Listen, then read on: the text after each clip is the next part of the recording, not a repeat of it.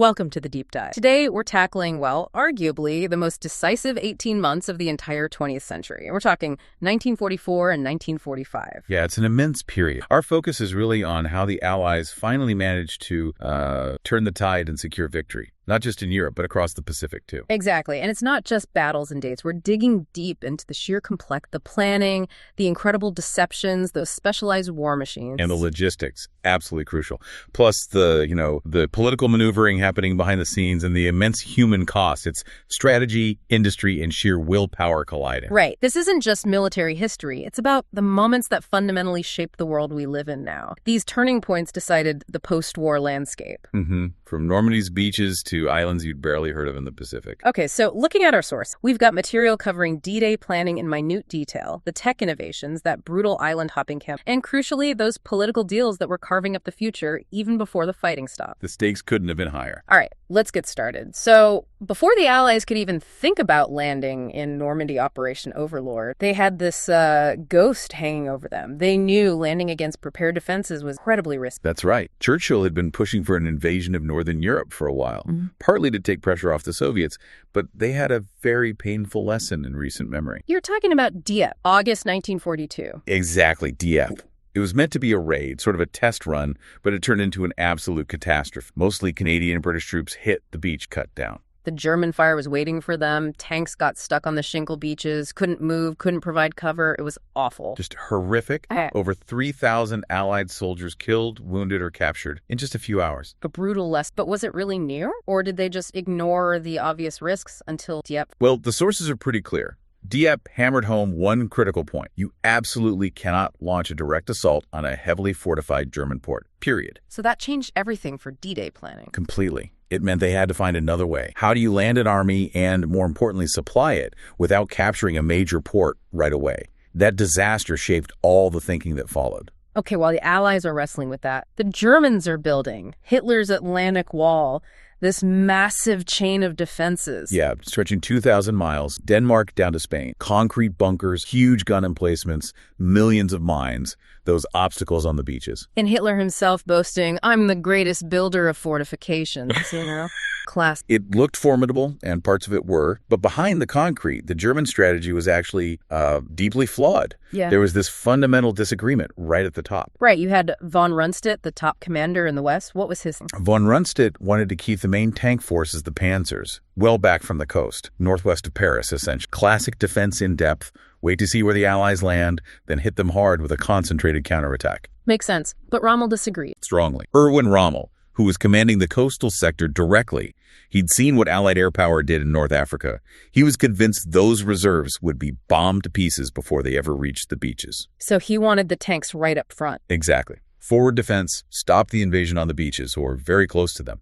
He figured that was the only chance. Two opposing ideas from two top commanders. So what did Hitler do? He did the worst possible thing. He compromised. He gave Rundstedt a small reserve, scattered some divisions near the coast for Rommel, but crucially, Hitler kept personal control over releasing the main strategic reserves. Which sounds like a recipe for delay and confusion. Precisely. Not enough tanks held back for a decisive blow, not enough positioned forward to guarantee stopping a landing. And everything dependent on waking up Hitler and getting his permission. It basically guaranteed the Panzers would be too late wherever they landed. And this German confusion, this flawed strategy, was exactly what the Allies aimed. They knew the Germans were expecting the main landing at Pas-de-Calais. It was the logical spot, shortest sea crossing, direct route to Germany. So the Allied planners, led by General Morgan, made this huge gamble. They chose Normandy. Right. A much tougher landing area in many ways, but less expected. And to make sure the Germans kept looking at Calais, they launched Operation Bodyguard. Probably the biggest, most elaborate deception plan in military history. Oh, absolutely. Its only goal was to convince the Germans, especially Hitler, that Normandy was just a feint and the real invasion was coming later at Calais. And the scale of it? They created a whole fake army. The first U.S. Army group, FUSA, completely fictional, supposedly based in Kent, right opposite Calais, filled with over 1 million imaginary soldiers on paper. And they put Patton in charge. The Patton factor was genius. Yeah. The Germans considered him the Allies' best defensive general. He'd been sidelined after that slapping incident in Sicily. So putting him in charge of this phantom army made it look like the Allies were saving their best general for the main event at Calais. Exactly. It totally reinforced the German preconception. And then there was the physical deception. The inflatable tanks, the wooden planes. Dummy landing craft filling harbors, fake tire tracks in fields. It was like a Hollywood set built across southeastern England. Incredible. How did they sell it beyond just the visuals? Sophisticated stuff. Fake radio traffic buzzing back and forth constantly. And crucially, double agents. British intelligence controlled German agents and used them to feed carefully crafted false intelligence back to Berlin, all pointing to Calais as the main target. And it worked. They completely wrong-footed the German high command. Right up to and even after the Normandy landings began, they kept waiting for the real invasion at Calais, holding back those vital panzers. Okay, so fooling the Germans was one thing, but the Allies still had that problem Diab highlighted, how to land supplies without a port. And this is where the sheer ingenuity comes, truly breathtaking engineering. You mean the Mulberry Harbors? The Mulberry, giant, hollow concrete structure, like huge building block, built in Britain. They towed them across the channel. Towed them, these massive concrete things. Yeah, and then sank them in precise locations off the Normandy coast to create two enormous artificial harbors, just built ports from scratch in the open sea. That's mind-boggling. And what about fuel? An invasion force runs on fuel. Another incredible solution. PLUDO, pipeline under the ocean. Seriously, a pipeline under the English Channel. Yep, unwound from giant floating drums like massive reels of thread. It ran about 100 miles from the Isle of Wight straight to the beachhead. And the pumping station was disguised As an ice cream parlor. You couldn't make it up. But it delivered the vital fuel needed to keep the tanks and trucks moving once they got inland. Okay, so harbors and fuel, but getting off the beaches themselves through the mines and obstacles. That's where General Percy Hobart and his funnies came in. These weren't just regular tanks. Specialized armor, right. Designed for specific jobs. Exactly. You had the crab flail tank chains flailing on a rotating drum out front to detonate mines safely. Okay. The bobbin tank laid down a carpet of reinforced canvas over soft sand, creating an instant roadway for other vehicles. Clever. Floating tanks, the duplex-drive Shermans, armored ramps, bridging tanks, a whole menagerie of weird but vital machines. And these funnies made a difference. A huge difference, especially for the British and Canadians on Gold, Juno, and Sword Beach. They helped clear obstacles and get forces moving inland much faster. The Americans on Omaha didn't have as many, which contributed to the problems there. Hashtag 2.2 D-Day execution, June 6, 1944. So the plan is set, the tech is ready, but the weather almost stopped it. June 5th was stormy. A huge moment of tension. Eisenhower had to make the call. His weather guys gave him a tiny window of marginal conditions for the 6th. Air chiefs were advising against it. And he went for it. Let's go. He did, and the landings began. 5 beaches, Utah, Omaha, Gold, Juno, Sword. And they were very different experiences. Very. Utah, Gold, Juno, Sword. Still tough fighting, absolutely. But the landings were broadly successful relatively quickly. The funnies played a big part there. Omaha was different. Omaha was the nightmare scenario. High cliffs, strong Germans. And the amphibious tanks, the DD Shermans, mostly swamped in the rough seas or were knocked out before they could give support. The first waves of U.S. infantry were just pinned down on the beach, taking horrific casualties from machine guns up on the bluffs. For hours. It really did. The sources say it was touch and go. What saved it was small groups of soldiers acting on initiative, scaling those cliffs under fire, taking out the German positions one by one. Just incredible bravery and determination. And while this chaos is unfolding on the beaches, what about the commander? Total confusion on their side, too. The timing caught them completely off guard. Rommel wasn't even there. He'd gone back to Germany for his wife's birthday, thinking the weather ruled out any landing. You're kidding. He wasn't at his post. Nope. And his deputy commander was miles away at a map exercise, a war game. And Hitler. The one who had to release the Panzer. Hitler was asleep. His aides were apparently too scared to wake him. When he finally got the news around midday, he still bought the bodyguard deception. He insisted Normandy was just a diversion, a feint. So he didn't release the main reserves immediately? No. He held them back, still expecting the real invasion at Calais. That delay was absolutely critical. By the time the panzers were ordered to move, the Allies were already consolidating their foothold, and Allied planes were dominating the skies, making movement hell for the Germans. Hashtag 2.3, the bitter fight for France. Getting ashore was one thing, but pushing inland through Normandy was another brutal fight, wasn't it? The Bocage country. Oh, absolutely. That landscape of dense hedgerows and small fields was perfect defensive terrain for the Germans. Very slow, very costly infantry fighting for weeks. Plus, the German tanks like the Tiger and Panther were technically superior to the main Allied tank, the Sherman. Yeah, the Sherman had its strengths. It was reliable, easy to produce, but it was undergunned and underarmed compared to the big German cats. Earned grim nicknames like Tommy Cooker or Ronson because it tended to catch fire easily when hit. So the British and Canadians got bogged down around the city of Caen. For weeks. Yeah. a real meat grinder. But strategically, that fight around Caen actually served a vital purpose. How so? It drew in the best German unit, including elite SS Panzer Division. They focused their best troops on stopping Montgomery around, which in turn created an opportunity elsewhere. For the American breakout, Operation Cobra. Exact. Launched July 25th. It started with this massive carpet bombing by Allied heavy bombers, just pulverizing a specific section of the German lines. Though I read that tragically some bombs fell. Yes, a terrible friendly fire incident. Over 100 American soldiers were killed by their own bomber. Horrific. But despite that tragedy,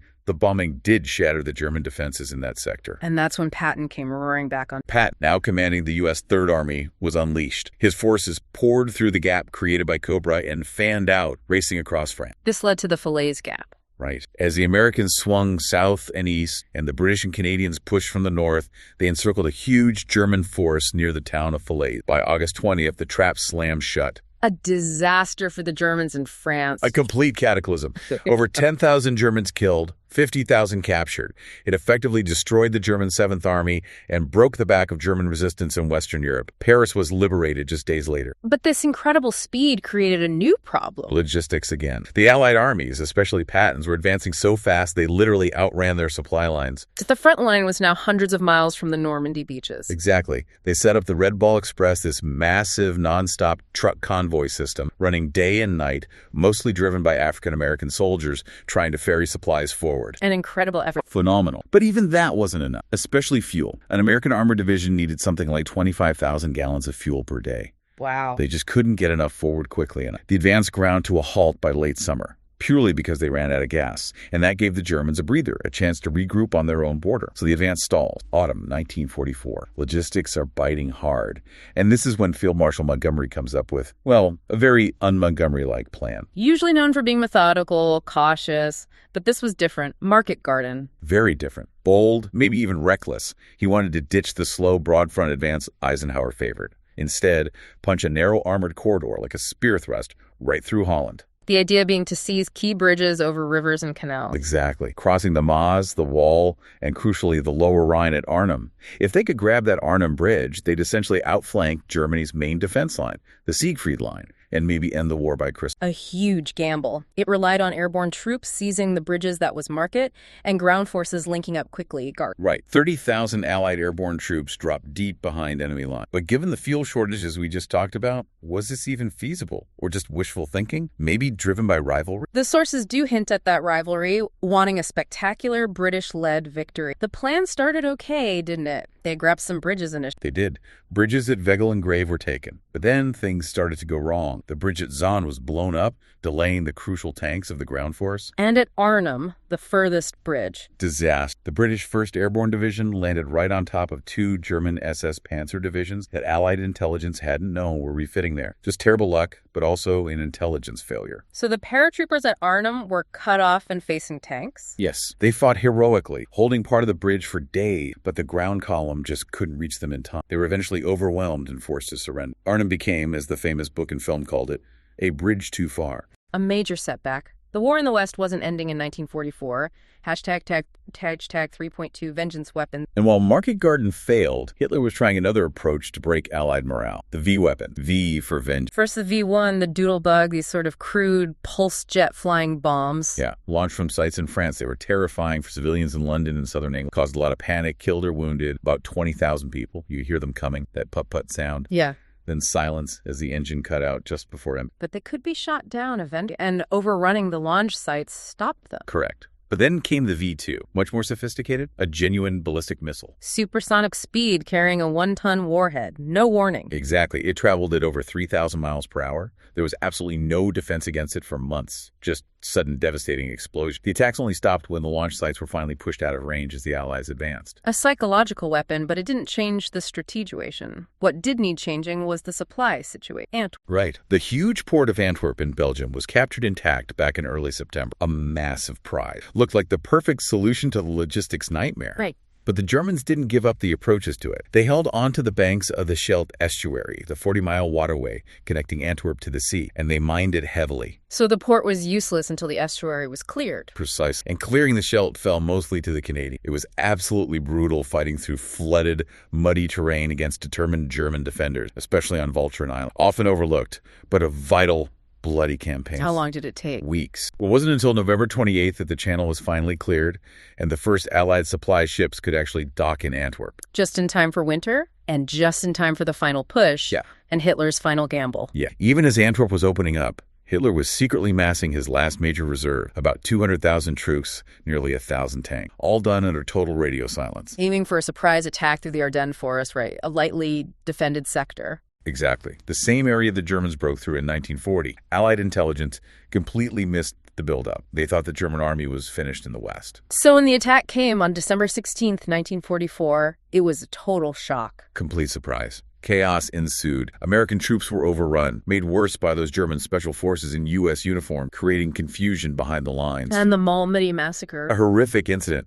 SS troops murdering captured American soldiers. It really showed the desperation, but also stiffened Allied resolve. Incredible. But the Germans couldn't sustain it. They created this huge bulge in the Allied lines. And hence the name, yeah. But key crossroads towns held out. Bastogne is the most famous, defended by the 101st Airborne, famously replying nuts to a surrender demand. And the Germans were running out of fuel again, overstretching their supply lines. Critically, yes. Right. And then the weather finally broke. The Allied air power, which had been grounded by fog and snow, returned with a vengeance. But Luftwaffe tried one last big push too, didn't they? New Year's Day. Operation Bodenplatte, a desperate do-or-die attack on Allied airfield. They destroyed a lot of Allied planes on the ground, maybe 300. But they lost hundreds of their own planes and experienced pilots they simply couldn't replace. It was suicidal. And Patton's Third Army counterattacked from the south. Pushed the bulge back. By February 1945, the Battle of the Bulge was over. Hitler's last offensive gamble had failed, and crucially, it had burned up Germany's last reserves of men. The road to Germany itself was now open. While all this is happening in the West, the Eastern Front is moving relentlessly.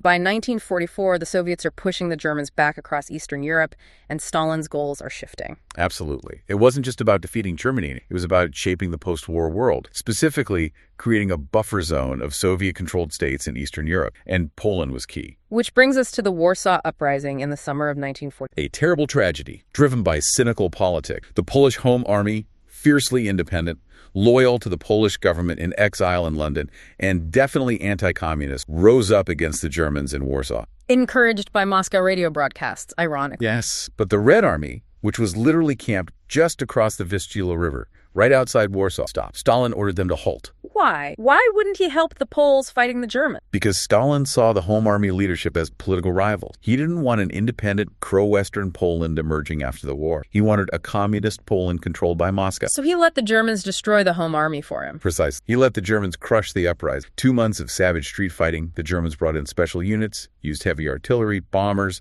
They systematically leveled the city. At human cost. Appalling. Maybe 15,000 Polish fighters killed, but estimates suggest up to 200,000 civilians died.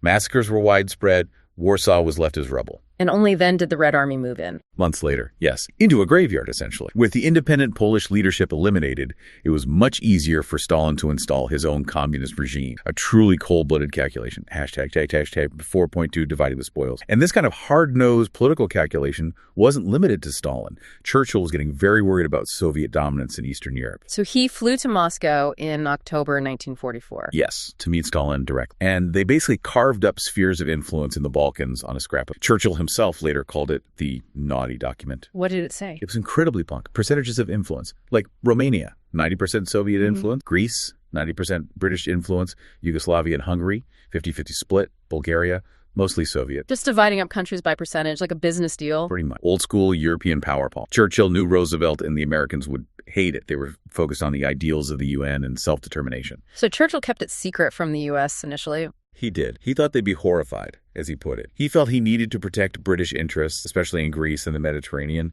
before the Soviets completely dominated the region. And we saw the immediate impact in Greece. Yes. When the Greek Civil War broke out between communists and monarchists after the Germans left, Britain sent troops to support the monarchists. Stalin, sticking to the agreement, didn't intervene to help the Greek communists. Which outraged the Americans when they found out. Deeply. It showed the cracks already appearing in the Grand Alliance, the shift from fighting a common enemy to pursuing competing post-war agendas. Hashtag 4.3, the horrors revealed. But as the Red Army advanced, they uncovered something far darker than political maneuvering. They started liberating the Nazi concentration and extermination camps. Majdanek in eastern Poland was one of the first, made July 19... Yes, and it was a profound shock. Soviet soldiers and journalists found gas chambers, crematoria, piles of human ashes, warehouses full of victims belonging, undeniable evidence of industrial-scale mass murder. This was the first real glimpse the outside world got of the final solution in operation. It was. The full, horrifying system only became clear later, but Majdanek was the start. We now know about the Wannsee Conference in 1942, where the Nazis formalized the plan for the final solution to the Jewish question. Setting up those 6 dedicated death camps, all in occupied Poland. Majdanek, Sobibor, Treblinka, Chelmno, Belzec, and the largest and most infamous Auschwitz-Birkenau, designed purely for extermination. And the process, the sorting on arrival. Dehumanizing and systematic. Jews and other targeted groups arrived in packed cattle cars.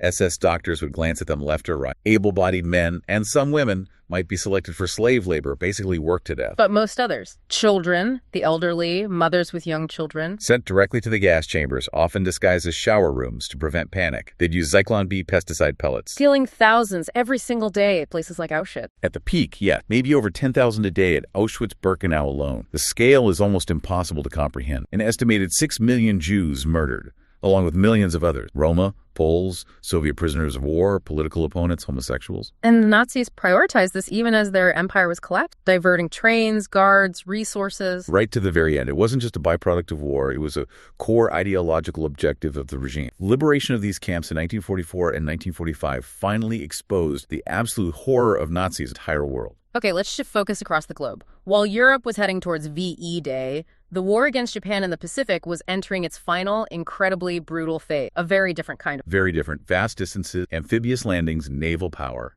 and an enemy who fought with a fanaticism rarely seen. Hashtag 5.1 to competing strategies. And the U.S. faced a major strategic choice on how to Japan. Right. 2 main approaches. Broadly, yes. You had General Douglas MacArthur, the Army commander in the Southwest Pacific. He favored a land-based route, recapturing large islands like New Guinea and, crucially, the Philippines. Driven partly by his promise, I shall return to the Philippines. Partly, yeah. His strategy, Operation Cartwheel, aimed to cut Japan off from its resources in Southeast Asia. But the Navy, under Admiral Chester Nimitz in the Central Pacific, had a different idea. Island hopping. Island hopping. The idea was to bypass heavily fortified Japanese island stronghold, let them wither on the vine, and instead seize smaller, strategically located islands that could serve as air bases to get closer and closer to Japan itself. Think the Marshalls, the Marianas. Which approach did they? In the end, they kind of did both. Starting in 1943, the U.S. pursued MacArthur's push towards the Philippines and Nimitz's Central Pacific drive simultaneously. A two-pronged advance across the Pacific. Hashtag 5.2, the brutality of the Central Pacific Campaign. And that Central Pacific Campaign under Nimitz, it quickly showed just how savage the fighting would be. Tarawa, November 1943. Tarawa was a terrible shock, a small coral atoll. Due to bad reconnaissance and unpredictable tides, the landing craft got stuck on the reef hundreds of yards offshore. So the Marines had to wade ashore under intense fire. Yes, across open water, taking horrendous casualties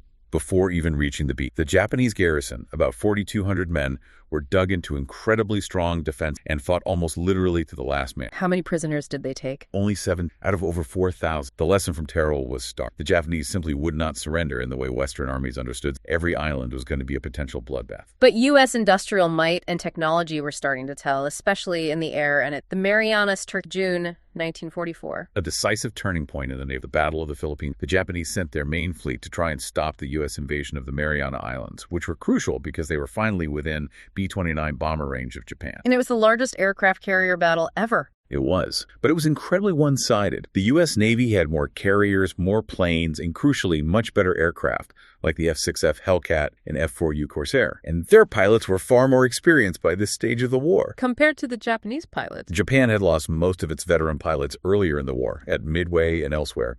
The replacements were often hastily trained. The Americans just tore them apart. Hence the nickname Turkey. Exactly. U.S. pilots reported it was like shooting turkey. They shot down hundreds of Japanese planes for minimal loss. Plus, U.S. submarines sank 2 of Japan's biggest carriers. Japan lost 3 carriers in total, and the core of its remaining naval air power in just 2 days. U.S. naval and air dominance in the Pacific was absolute after that. Hashtag 5.3, the Philippines and kamikaze. With that dominance secured, MacArthur got his wish. Roosevelt backed his plan to liberate the Philippines. Landing on Leyte in October 19's famous return. People of the Philippines, I have returned. Yeah, but that landing provoked the Japanese Navy into one last massive, desperate gamble, the Battle of Leyte Gulf. the largest naval battle in history, even bigger than the Marianas. By tonnage and complexity, yes. The Japanese plan, Operation Shoko, was incredibly complex. It involved multiple forces converging, including using the remaining aircraft carriers, now mostly empty of planes, as a decoy to lure the main U.S. carriers away. And Admiral Halsey, commanding the main U.S. carrier, fell for the He did. He chased the decoy carriers north, leaving the landing beaches on Lade protected only by smaller escort carriers and destroyers. Suddenly, this huge force of Japanese battleships and cruisers, led by the giant battleship Yamato, appeared and attacked the vulnerable escort carriers. A moment of sheer terror for those smaller ships. Absolutely. They fought back incredibly bravely, tin cans against battleships, and inflicted some damage. Halsey eventually realized his mistake and turned back, and the Japanese commander, perhaps losing his nerve or fearing the return of Halsey's main force, ultimately retreated. So the U.S. won, but it was close. Very close in that one sector. But overall, Lake Gulf finished off the Imperial Japanese Navy as an effective fighting force. They lost several battleships, cruisers, and their last operational carrier. After Lake, the Japanese Navy was basically done. And facing defeat at sea, they turned to a new tech. Kamikaze, the divine wind, organized suicide attacks by pilots flying bomb-laden planes directly into Allied ships. Rooted in the Bushido Code, death before dishonor. Exactly. It was seen as the ultimate sacrifice for the emperor. And they were terrifyingly effective, especially against ships with wooden flight decks like the escort carrier. The USS St. Louis was sunk by a kamikaze during the Lake Campaign, one of the first major successes. It must have had a huge psychological impact on Allied sailors. Immense. The constant threat, the randomness, but the Philippines campaign also saw horror on land. Manila. The battle for Manila was particularly awful. One of the worst urban battles of the war. The Japanese commander ignored orders to evacuate the city and decided to defend it to the death with about 20,000 troops. House-to-house fighting. For a month. Brutal street fighting. The Japanese fought fanatically, and they also committed widespread atrocities against the civilian population. When it was over, Manila was devastated, and perhaps 100,000 Filipino civilians were dead. Okay, back to Europe. Early 1945. After the Bulge, the German army in the west really crumbling. The next big barrier is the Rhine River. Germany's historic defense line. Hitler ordered all bridges destroyed, but on March 7th, 1945, something incredible happened at the town of Remagen. U.S. troops found the Ludendorff Railway Bridge still standing. Miraculously intact. The German demolition charges had failed to completely destroy it. American soldiers raced across under fire, seizing a bridgehead on the east bank. A huge strategic coup. Hitler must have been furious. Absolutely livid. He had the officers responsible court-martialed and shot. The bridge itself actually collapsed 10 days later from the damage, but by then the Allies had poured thousands of troops and equipment across and established a solid foothold deep inside Germany. And Montgomery launched his big set-piece crossing, too, Operation Plunder. Further north, yeah. A massive, heavily planned operation on March 23rd. Huge artillery bombardment, smoke screens, and the largest single airborne drop of the war, 17,000 paratroopers to support the cross. Classic Montgomery style. But Patton beat him across again. The rivalry continued. Patton, never one to be upstaged, had actually slipped some of his troops across the Rhine near Oppenheim the night before Montgomery's big show, using a assault boat. Typical Pat. It highlighted the race for glory as the end seemed near.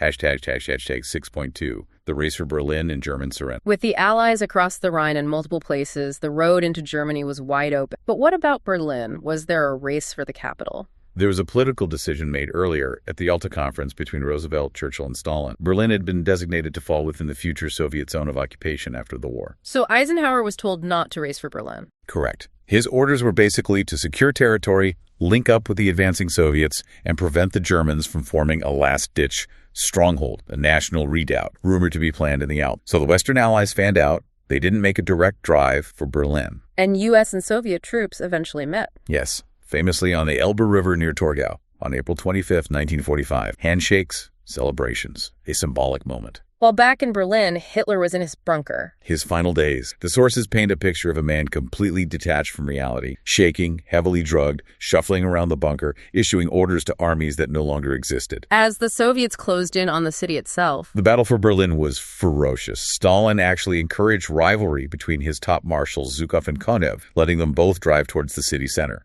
Zhukov's forces hit very strong German resistance at the Silo Heights just outside Berlin, taking heavy casualties. But they pushed through, reaching the Reichstag building. The symbolic heart of the Nazi regime. Heavy fighting for the building itself on April 30th. That same day, deep in his bunker, Hitler married Eva Braun, and then they both committed suicide. Naming Admiral Dönitz as successor. Yes, Dönitz, head of the Navy. But the end was clearly just days away. The surrender process, though, was slightly complicated. 2 surrenders? Kind of. General Jodl, representing the German High Command, signed an unconditional surrender to the Western Allies at Eisenhower's headquarters in Rheims, France, on May 7th. But Stalin wasn't happy with that. No, he felt the Soviet Union, which had done the bulk of the fighting against Germany, deserved its own formal surrender ceremony in the captured German capital. He insisted on a second signing in Berlin. So Field Marshal Keitel signed another document. Yes, in Berlin, very early on May 9th Moscow time, which was still May 8th in Western Europe. And May 8th became VE Day victory in Europe. The war in Europe was finally over. Europe celebrates, but the war is still raging. Japan is isolated, blockaded, being bombed, but shows absolutely no sign of surrender. If anything, the resistance was getting fiercer the closer the Allies got to the Japanese home island. The U.S. needed bases even closer for fighter planes to escort the B-29 bombers attacking Japan. Which led to the battle for Iwo Jima, February-March 1945, a tiny volcanic island. Tiny, but strategically vital for its airfield. And the Japanese commander there, General Kuribayashi, was smart. He knew he couldn't stop the landing, so he built incredibly complex defense tunnels, caves, bunkers, and ordered his men to hold their fire, let the Americans land, then open up. Making it a nightmare for the Marines trying to advance. An absolute hellscape, fighting for every yard. Nearly 7,000 U.S. Marines were killed taking Iwo Jima. Produced that iconic flag-raising photo on Mount Suribachi, but at a terrible cost. And then Okinawa, even closer to Japan, just 350 miles away. April to June 1945. Okinawa was even worse, a much larger island, heavily populated, and the Japanese threw everything into its defense, including mass kamikaze attacks against the fleet offshore. The ground fighting was relentless. The Japanese commander eventually committed ritual suicide, harakiri.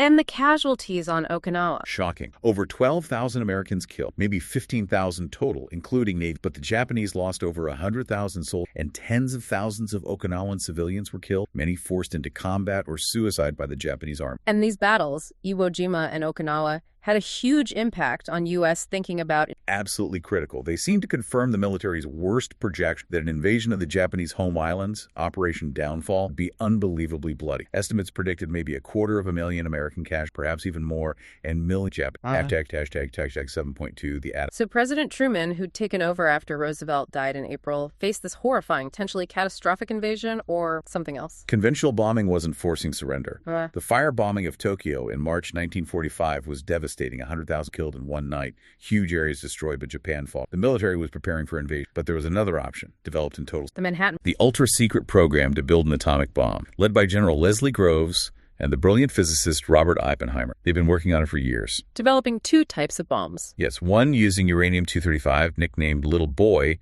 and a more complex one using plutonium, Fat Man. And they tested the plutonium bomb. The Trinity test, July 16, 1945, in the New Mexico desert, codenamed the Gadget. Yeah. It worked. The power unleashed was unprecedented. Truman got the news while he was at the Potsdam Conference with Churchill and Stalin. Yes. Suddenly, he had this weapon that could potentially end the war quickly and avoid the horrific casualties of an invasion. The pressure to use it must have been immense.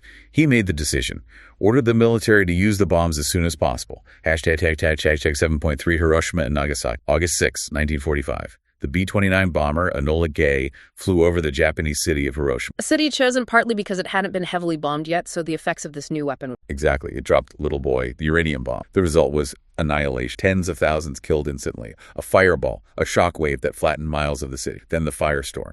And later, the deadly effects of radiation sickness. Unimaginable horror. But even after Hiroshima, the Japanese leadership didn't surrender immediately. No. There was debate, confusion. Some military hardliners still wanted to fight on, perhaps not fully grasping what had happened or maybe believing the U.S. only had one bomb. So 3 days later, August 9th. The second bomb, Fat Man, the plutonium device, was dropped on the city of Nagasaki, another major port and industrial center. More devastation, though the hilly terrain limited the blast damage slightly compared to Hiroshima. Tens of thousands more killed. And something else happened on that same day, August. Yes, a crucial factor often overlooked. The Soviet Union declared war on Japan and launched a massive invasion of Japanese-occupied Manchuria in China. Over 1.5 million Soviet troops stormed across the border. So Japan faced not only this terrifying new weapon, but also a massive new land war against the Soviets. Exactly. The combination was decisive, facing utter destruction from the air and Soviet invasion on the mainland, which threatened the emperor's position perhaps even more than the American threat. Emperor Hirohito finally intervened. He broke the deadlock in the Japanese government? Unprecedentedly, yes. He addressed the war cabinet directly, told them they had to accept the Allied demand for unconditional surrender, provided the emperor's position as sovereign ruler could be maintained. He urged them to endure the unendurable. They agreed. Hashtag 7.4 VJ Day. Japan announced its surrender on August 15th, 1945. It was broadcast to the Japanese people. For the very first time, they heard the voice of their emperor, telling them the war was a profound shock for the nation. VJ Day victory over Japan was celebrated across the Allied world. The formal signing ceremony came a bit later. September 2nd, 1945. Aboard the battleship USS Missouri, anchored in Tokyo Bay. General MacArthur presided as the Japanese delegation signed the instrument of surrender. World War II was officially, finally over. Hashtag outro. So, looking back at these incredibly intense 1944, 1945, it's just a staggering combination of factors that brought victory. You have the sheer scale of military power, D-Day invasion, the greatest amphibious assault ever. Then the technological ingenuity, things like the Mulberries, the Pluto pipeline, Hobart's Funnies, the B-29 Superfortress, innovations born out of necessity. And the strategic deception like Bodyguard that played such a crucial role, plus the overwhelming industrial might of the Allies, especially the U.S. Absolutely. But we have to remember the cost, the horrific loss of life, both military and civilian, on a scale never seen before. Across Europe, across Asia, in the Pacific, the destruction was immense. And if we connect this to the bigger picture, as you said at the start, the end of World War II wasn't really an end, was it? Immediately set the stage for the next global conflict. Pretty much instantly. Those political divisions we talked about, the Soviet buffer zone in Eastern Europe, the spheres of influence, the disagreements that surfaced even before the war ended, they solidified immediately. And the arrival of the atomic bomb changed everything. It created a completely new geopolitical reality. The world went from global hot war straight into a Cold War, dominated by the two new superpowers, the U.S. and the Soviet Union, and overshadowed by the constant threat, the specter of nuclear annihilation. Which leaves us with a really difficult question, doesn't it? Something for you, the listener, to think about.